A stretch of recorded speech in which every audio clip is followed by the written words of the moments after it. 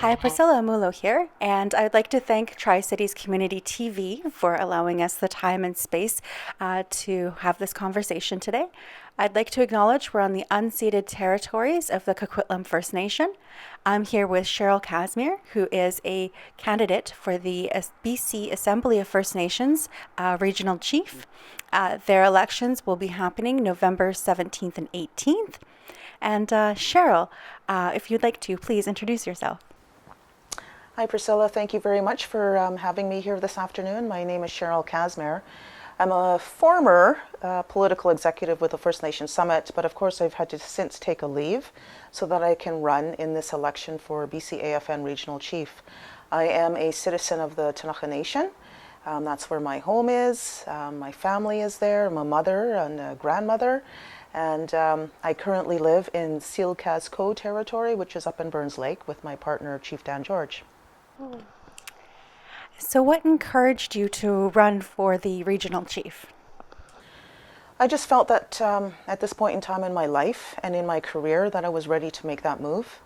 I believe that with all of the work that I've been doing in this political arena for a number of decades now, that the skill sets and the experience that I have, I thought would fit nicely in with what is required for the BC AFN Regional Chief. And speaking of what is required, I think that some more local people who may not be as engaged or informed about Indigenous governance or what the regional chief is, could you share a little bit more about the role and what that entails? Well, every province is responsible for electing a regional chief. And every regional chief then forms the executive for the national table, which is the Assembly of First Nations, of which every First Nation in the country is responsible for electing the national chief. And so the executive is responsible then for providing support, providing regional input and direction to the national office so that the work that they do reflects the interests of First Nations across the country. The BC AFN Regional Office, or Chief, is also responsible for lobbying and advocating for the interests of First Nations related to Aboriginal rights and title in British Columbia. Also putting into place supports and systems that would allow First Nations to not only address the issue of rights and title, but issues around governance, issues around health and education and those types of programs. And basically just to make sure that they are supporting the interests and priorities of First Nations here in BC. And then taking that voice to the national table. So speaking of the priority and voice of local First Nations, what have you heard being a main concern of local First Nations, whether it be community members, chief and council, as you've been meeting with and doing some of your campaigning? Well, it's a range of issues, and I think that prior to COVID, our priorities were a lot different. You know, we were working gung-ho in terms of wanting to have the Bill 41, which is the Declaration on the Rights of Indigenous Peoples Act, fully implemented and enforced. We were also quite focused on the implementation of C-92 legislation, which is around child welfare. A federal piece of legislation.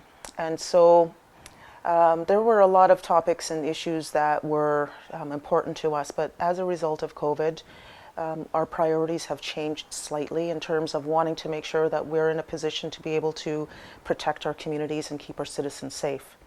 What that has shown us is a couple of things. On the good side, I've seen a lot of community members going out onto the land, doing a lot of harvesting that we may not necessarily have been able to make a priority because of all of the work and travel that we've been doing in the past. Spending more time with family, gardening even, and you know, just being close to home and close to land and close to community. On the other hand, though, what it has shown is that we lack a lot of things in that are necessary for us to be the true governors that we need to be able to look after our communities and our citizenships. So, for example, we need full jurisdiction, First Nations need full jurisdiction to be able to put into play their pandemic plans, to be able to implement a state of emergency. If they want to close their community, they should be able to have that happen, and it should be respected, whether it's by local or municipal governments. We're also seeing systemic racism rearing its ugly head in a number of areas. Because of the fact that COVID is a virus, we have seen the need to rely on the healthcare system a little bit more, and we're starting to see that, and it's been everywhere, the racism that our citizens are facing when it comes to securing adequate healthcare. We're also seeing what happens because of isolation. We're seeing what's happening with the opioid crisis in this province, of which a majority of the individuals that are being affected, of course, are First Nations people. And we're also seeing the strain on our mental health because of the isolation factor. Even though we are stuck in our community, it doesn't necessarily mean that we're gathering. We're communal in nature. We need to come together and have gatherings. We need to have our ceremonies and our dances, and it's our form of governance in which we, when we carry out those ceremonies, and we're not able to do that because of the pandemic. And so a lot of people are left in isolation, and the mental stress starts to take place. And we're also seeing the justice system is also, a factor in being a part of the systemic racism that our people are facing. And so those have then become the priorities of how do we make sure that our people are protected? How do we make sure that those systems that are supposed to be there to provide a quality level of service to our people is actually in fact doing so? And how are we able to fully implement our jurisdiction in those areas to be able to look after our families? Yeah, thank you. You also mentioned just now about hereditary chiefs and elected chiefs. That was one question that came out a lot when this was high profile in the media. And some people are still very confused about the difference. And so I'm wondering if you could share a little bit about what you mean when you say hereditary chiefs. Well, I'm not an expert on it either. Prior to contact, we didn't have elected representatives per se, because that all came to be as a result of the Indian Act. We all had our own governing structures and our own governing systems. And some nations in this province and in this country have a hereditary system. And so that continues to exist. However, at some point in time, when the hereditary system was moving along and the Indian Act came into play and started setting up elected representatives, they came together and never really came together. They kind of ran parallel to each other, and then there was, conflict as a result of that. Hereditary chiefs, I believe, are responsible for making decisions that are related to the entire territory of one's nation. And elected chiefs, their mandate is specific to reserve lands. And that's just the reality, right? But, hereditary is more predetermined by lineage as opposed to going through an election process. And so it's a matter now of how do you bring those two systems together so that everybody can work with one another, because I don't think that we're at a point in time where we're ready to say, well, we got to get rid of one of them. I don't think anybody really wants to do that. I think that there just needs to be respect for both. And how do you do that? And I think a lot of work that has to happen in terms of how do you go about that is a lot of work on governance, right? We need to reconstitute ourselves as nations, as Jody Wilson-Raybould said to us many occasions when she was the Attorney General.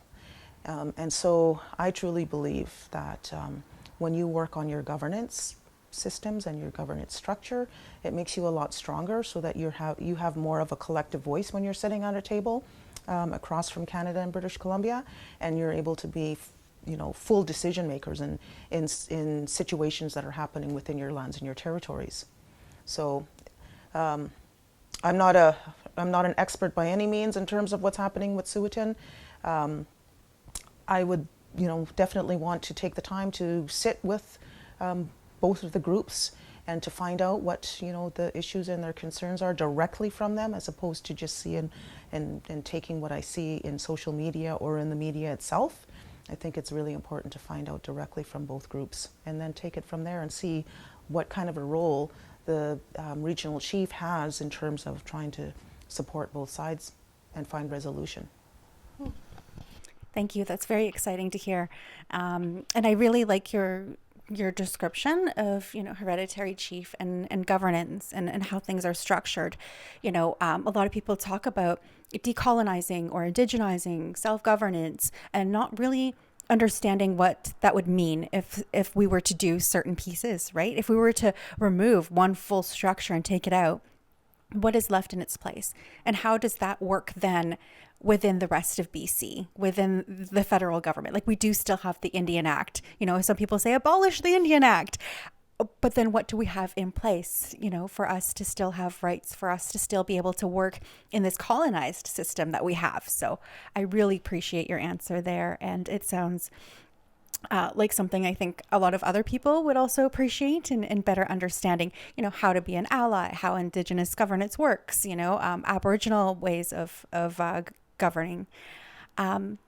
When you've been on the campaign trail, what have you heard from local First Nations as some of their concerns, whether be it electing a regional chief, or even right now there is parallel a provincial election happening?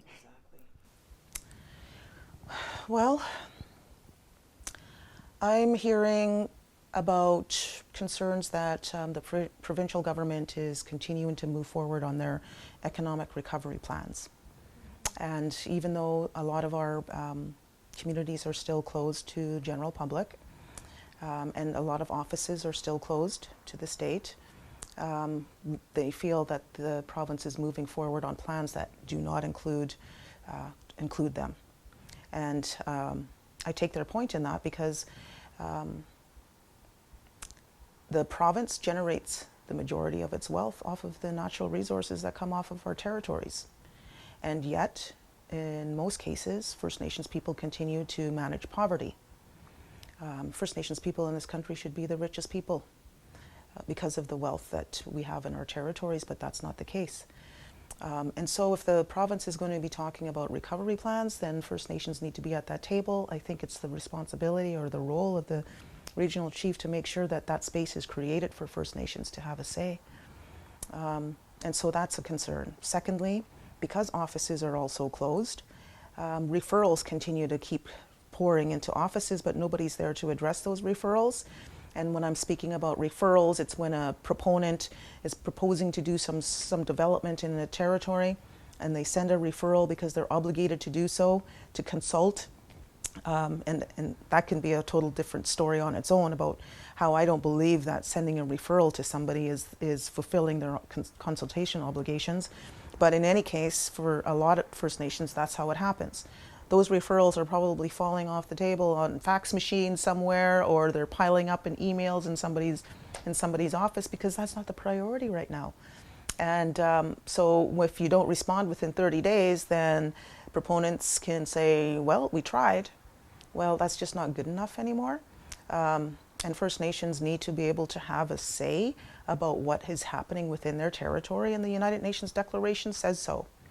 Delgumuk says so. I mean, we've had so many court cases over the years and decades that have always ruled in our favor. The Silcotin decision, that was the first declaration of Aboriginal title in the world. And so, and most of the major cases, of course, come out of British Columbia. But we have yet to see how the provincial or the federal governments make that space or create that space in their laws to reflect those decisions that have been made. And so I think here in British Columbia, though, we're better poised to do that because of the fact that we have DRIPA. It's a matter of getting back to the table once this election is over so that we can start working on identifying what are those laws that we need, what are the laws that are a priority right now that we need to start working on, making sure that they align with the principles of the United Nations Declaration. What are the priorities that need to go into the development of this action plan that is also an obligation from the DRIPA. And so, there is work that needs to be done, and we want to get on with that work. But we're also cognizant of the fact that we're working in a different world now, where it's primarily a virtual world, but it doesn't, we can still do work, right? So. Yeah, absolutely. One note that I do want to share with viewers is that in implementing DRIPA, like you said, BC is the first province here in Canada to implement DRIPA, so the Declaration of Rights for Indigenous Peoples Act. One of the to-do items was that any MLA that is to become a minister, they would be responsible for taking a look at their policies and laws within that ministry to see how they adhere then to DRIPA. And so my concern is that we have a provincial election happening right now. Any one of these candidates could become MLAs, thus become ministers. And what do they know about DRIPA? And what are they able to look after in their own ministry when it comes? Like you said, we need to prioritize, where it should be taken a look at in law right now to be able to expedite things, to be able to implement things. And so if you were to take a look at the different ministries, do you have any suggestions on which ministry should be maybe a little more at the top of the list of looking at these laws, or? It's all intersectional typically, too, I think right? they all should. They all have an obligation to know and understand what DRIPA means and how they need to take responsibility for that. I don't think that you can just I don't think one ministry can be fully responsible for doing it. Maybe one could take the lead, and I think that's MIR, Ministry of Indigenous Relations and Reconciliation. I believe that's the acronym. They change so often, it's so hard to keep track of them. But MIR certainly would be a lead. I think the Attorney General's office needs to be a lead as well. Finance, but I mean everybody. FLNRO, the Lands and Resources. Everybody needs to be responsible for it. It can't just be one ministry's responsibility. And I know that, that's the message that we were providing to them when we sit at the table with British Columbia and start trying to hash out what the action plan is going to look like. But even previous to that, though, when we were talking about the legislation itself, we talked about how it couldn't be just, it has to be a whole of government approach in order for it to be successful. And it can't be just up to one ministry to be responsible for doing it. Everybody needs to have a piece of it. I was taking a look at the different platforms of the different parties, and just italics here. This is nonpartisan. I noticed that there was one suggestion in the NDP platform that they would be creating specifically for DRIPA, which is why I'm bringing it up, a secretariat to be able to oversee things. Do you think having a secretariat would be helpful, or with what you've just listed that's already pre-existing, be a way to move forward and work? Creating a whole other... I don't know if we need another layer of bureaucracy to be added to the work that we're already doing. We already find ourselves with challenges in that sense when it's coming to trying to deal with something. Well, we got to bring it to the deputy minister. Oh, we got to bring it to the minister, that sort of thing. What we have suggested is that we need to have somebody that's directly from the Prime Minister's office sitting at our table. And that we think would make us would allow for the work to advance a lot more quicker than the way it currently is. I mean, it's happening, but it's very slow. And I don't think that we can really afford, any more delays. We were in the process of identifying issues to go into the action plan, and then the election was called. So then again, here we are on a hold, like it typically happens, because you can't really do business with a government that's in the middle of an election. But then a lot of the initiatives that First Nations across this province were in the process of finalizing and didn't quite get that minister's signature on it are now, on hold, and that, does create some concerns. Will it be picked up again after the election? Will it be executed at that point in time and carry on with that work, or is it going to change because we have a different minister or different government for that matter? We don't know what the outcome of this election is going to be. We never know, right? They can be quite finicky and tricky. I mean, look what happened in the United States back in 2016. But anyways, I think that we certainly need to have somebody that's directly linked to the Premier's office at our table. And going back to how First Nations agreements may be sitting there now waiting for signature, that's costing that First Nation money.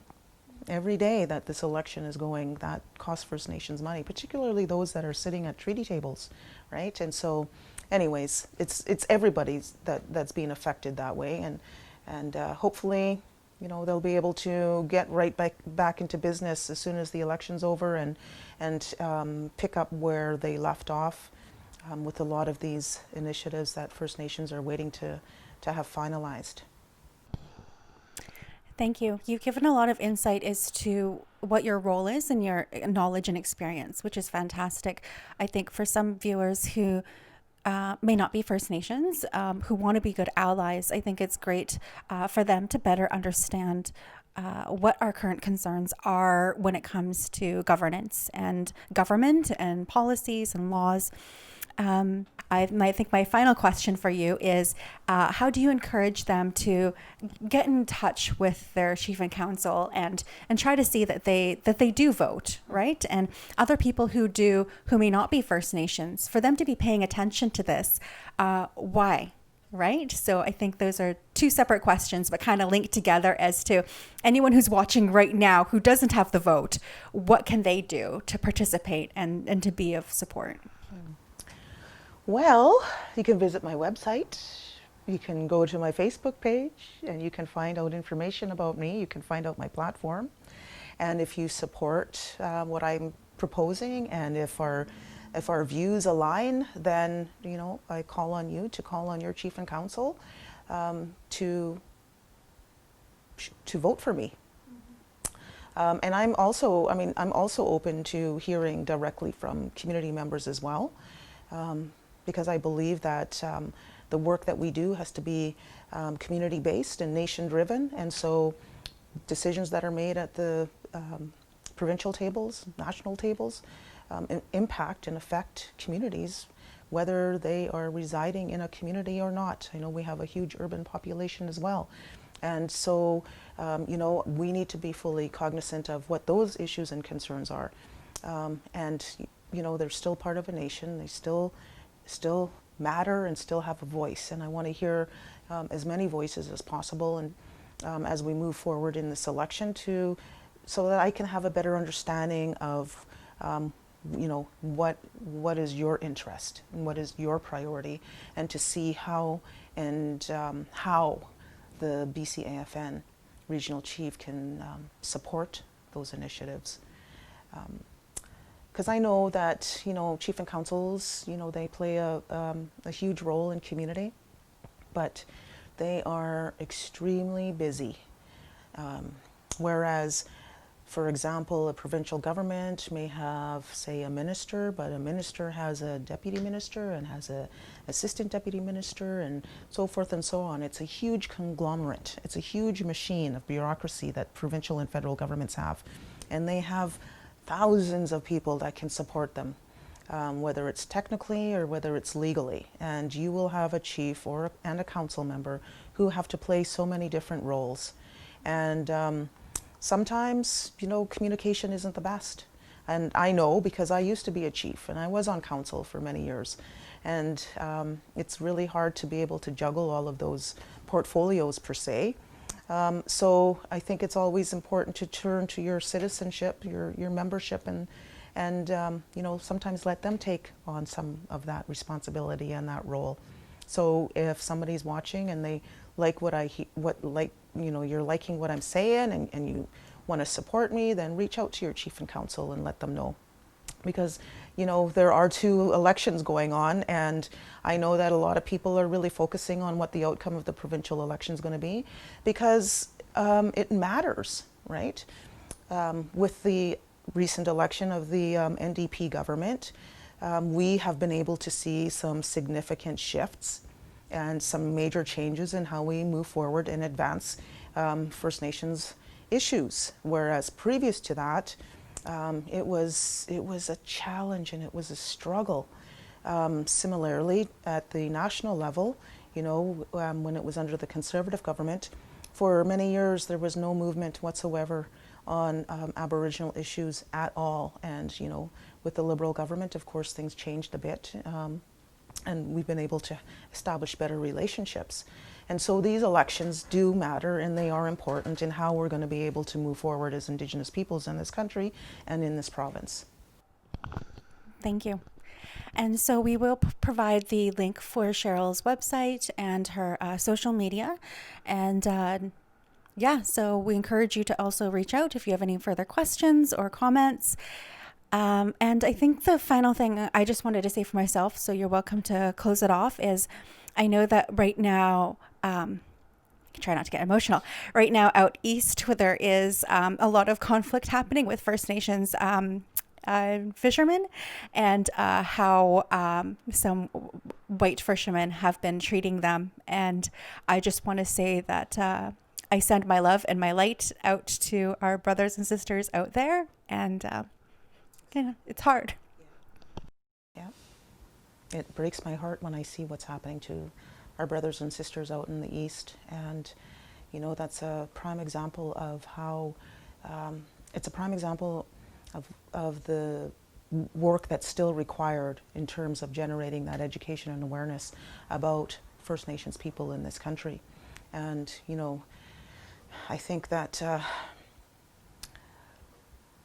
I feel like that they're standing alone, and they have a treaty right to be doing what they're doing, and I don't think that the federal government is stepping up to the level that they need to be in terms of intervening and making sure that they're able to go out there and harvest what they need to for their livelihood. And it was really sad to see how they were pushing the chief around the other day, and how they dumped all that lobster, and they're talking about conservation, yelling conservation. Well, they just wasted how many tons of lobster because of their racism and greed, really, and destroyed the livelihood of those fishermen that captured that lobster for that day. And so, Indigenous peoples, we obviously have a long way to go. But I think that, here in British Columbia, we've been able to make some of those advancements. We're making changes in curriculum with education so that schools are then, now, tasked with teaching about residential school, teaching about First Nation history, and not just, one group. I mean, when I was going to school, I learned about the Haida. Not to say anything about the Haida, I thought, oh, cool. Like, I was amazed. But nobody ever said anything to me, about Tanaha, right? And so I didn't, have that opportunity to feel that sense of pride in school, and having classmates learning about my culture and my people. But that's changing, right? And so we're seeing a lot of positive things that are happening. But every once in a while, things like that's what's happening in the East, come to be, and it's a stark reminder of how much work we still have left to do in terms of working with our neighbors, and that's really what it's going to be about, is working with our neighbors, because we're all here to stay together. So thank you for taking the time to come to the Tri-Cities, the unceded territories of the Coquitlam First Nation. And yes, thank you all for joining us.